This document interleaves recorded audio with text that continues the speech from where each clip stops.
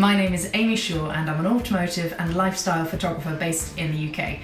I have been shooting with Nikon probably since I was 16 years old. My first camera was actually on my 16th birthday, which was a Nikon D50, which my dad got off eBay for about 100 quid, I think, or something like that. So directly before using the Z9, I had a D6 and a D850. That was my setup because I always shoot with two cameras.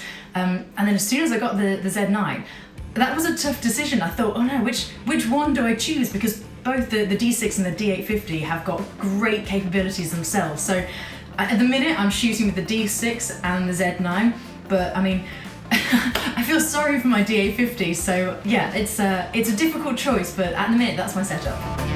So the best shoots that I ever do are always the road trips. I mean, I'm really tired for most of it, but it just involves traveling around the world with some cool people, cool cars, cool motorcycles, and I just think to myself when I'm in some strange country and I'm taking photographs of this amazing personal setup, and I think, how on earth have I managed to get to call this my job? And I feel so lucky. I mean, some of the cars that I get to photograph are fantastic as well, but I mean, for me, it's all about the travel, that lifestyle bit about my work I really love.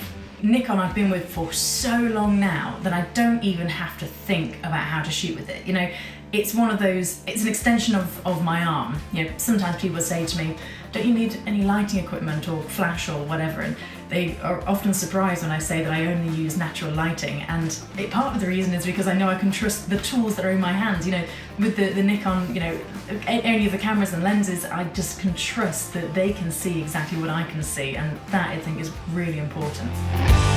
So when I first used the Z9, it was on like a pre-video for when the camera was going to be launched. And there were a couple of features in it which I thought, oh, that's going to be really useful when I get my hands on one full time. So things like the clever focus tracking. I'm not very technical, so I mean for me that is fantastic, because now I can shoot a car and keep my composition that I want, what's trying to keep it in frame, and that's been quite difficult up until now. And the same with people's faces. If I've focused on somebody running from one side of the pit lane to the other, my camera, as long as I've locked onto that person, the Z9 carries on following that person, and that is magic. So that has been ever so helpful with shooting with the Z9, and it has got to the point now where I'm thinking, I would like another one. So I have them on both sides, but I feel like I'm a bit too sentimental to my D6 and the D850 at the moment, so give me a few more months. So I think what makes a great photo is the honestness and the true human nature in a shot. You know, it's very easy to set up a car and have things very controlled in lighting and situations, but the minute that you have, in my case, a car and a human in a very honest situation, such as the crazy chaos of a driver change race at the Goodwood Revival, for example, because you have hair flying, and when they pull off their fire suits that they have on their heads especially, it's all the sweat and the grit and the actual emotion of that moment. And I think that to me is what makes a great moment, or great photograph. Everything that is ever coming across as an honest photograph or an honest moment for me is a great photograph.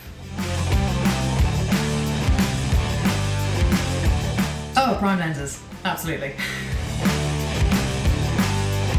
Oh, that's hard. Oh, modern cameras, vintage cars. Shooting outdoors. Oh, handheld. I didn't even know where my tripod was. People. Oh, rally. Oh, sunset. I'm not a morning person. Oh, don't do that to me. Cars, I think, just. Raw. Oh, I have one of each. I can't choose. I'd rather not choose. Beer. Manuals, definitely manuals.